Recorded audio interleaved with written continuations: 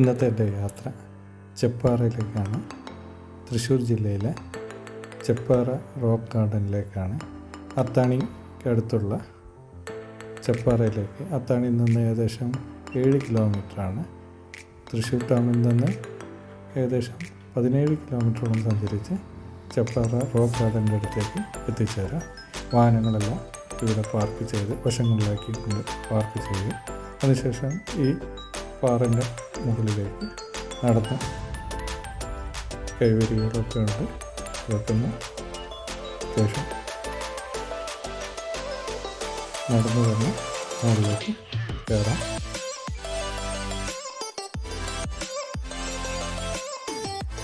വൈകുന്നേരങ്ങളിലാണ് ഇവിടെ തിരക്കുണ്ടാക്കുക. സഞ്ചാരികളെല്ലാം എത്തിച്ചേരുന്നത്.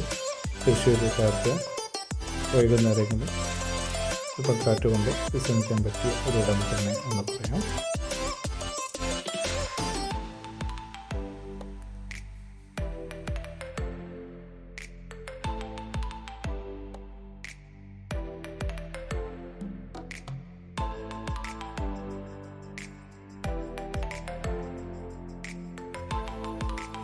അത്യാവശ്യം ഫോട്ടോ ഒക്കെ എടുക്കാൻ പറ്റിയ നല്ല കിടിലം സ്ഥലമാണെന്ന് പറയാം.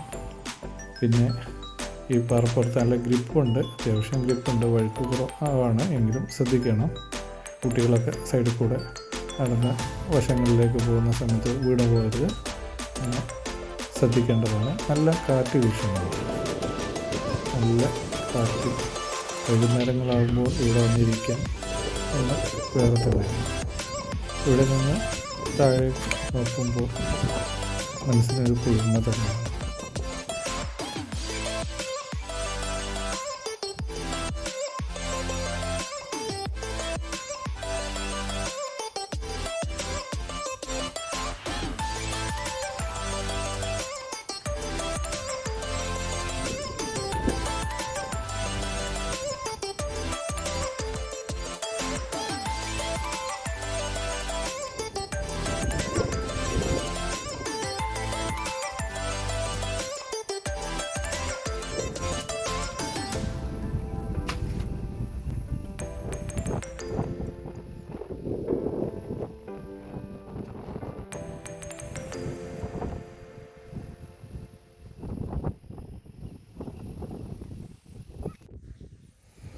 ഇവിടെ മുകളിലായിട്ട് പാറയിടുക്കിലായി വെള്ളം കെട്ടി കിടക്കുന്നുണ്ട്.